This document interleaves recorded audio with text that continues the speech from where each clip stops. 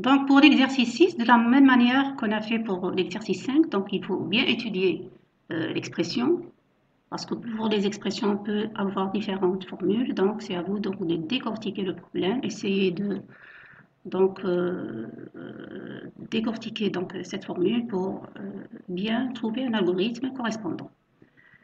Cette formule est la suivante, c'est 1 plus x à la puissance 1 plus x au carré sur 2 factoriel plus x à la puissance 3 sur le 3 factoriel, etc. Donc, pour le dénominateur, je pense que vous n'avez pas de problème. C'est de la même manière que l'exercice 5. Donc, le dénominateur, normalement, il n'y a pas de problème. On va essayer de développer le factoriel de i. Seulement en haut, on n'a pas le i, comme ici. On a quoi? On a le x à la puissance i.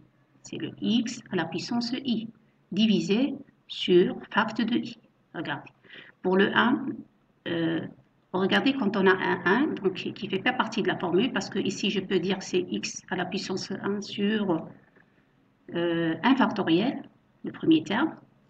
Donc, pour avoir une formule donc, cohérente, on peut éliminer ce 1 et donc l'introduire comme étant le E initial, ou bien la somme initiale égale à 1. Au lieu de 0, on va prendre S initial, initialement est égal à 1. Donc, voilà. Et la formule va être développée à partir de ça. J'ai ici x à la puissance i sur i factoriel, x à la puissance 1 sur 1 factoriel, plus x au carré sur 2 factoriel, plus. Donc, pour le dénominateur, on a le factoriel, pas de problème. Et pour le numérateur, en haut, on a une puissance. Donc, ici, c'est x. Le x au carré, c'est quoi? C'est x fois x. Le x à la puissance 3, c'est quoi? C'est x fois x au carré, et ainsi de suite. Donc, si vous remarquez ici, j'ai le x que je dois lire en entrée, bien sûr. Je dois lire le x et le n pour avoir, donc... quand je lis le x initialement, donc ici j'ai plus x à la puissance 1 sur 1 factoriel. Je peux dire que le produit initialement il est égal à 1, parce que le produit généralement on initialise à 1, parce que p égale p fois x. Donc pour ne pas annuler l'expression, on donne toujours le 1, comme pour le factoriel. Donc ici j'ai un produit, p égale p fois x, initialement le p égale à 1, et puis donc pour le deuxième terme, p égale, regardez, c'est l'ancien p qui est x fois x. Donc ici j'ai p égale p fois x, ici p égale l'ancien p qui est x fois x. Ici c'est x fois x au carré. X au carré il est déjà calculé dans l'étape précédente. Donc je peux dire ici que j'ai le p fois donc, le x fois p, x fois p, donc l'ancien p qui est x au carré, et ainsi de suite. Et on part dans le factoriel. Bon, j'ai donné l'algorithme et à vous de faire, donc, le traduire en C. L'algorithme exercice, donc j'ai besoin du produit P, la factoriel P pour calculer le numérateur, le factoriel pour le dénominateur. J'ai besoin bien sûr du I, le compteur, et du N, le rang, donc pour la formule.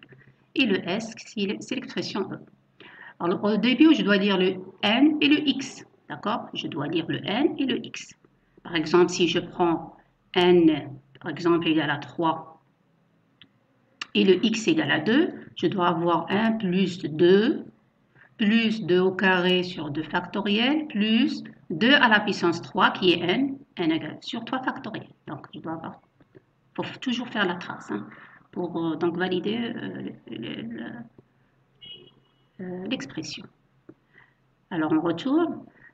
Donc, je dois lire le n et le x.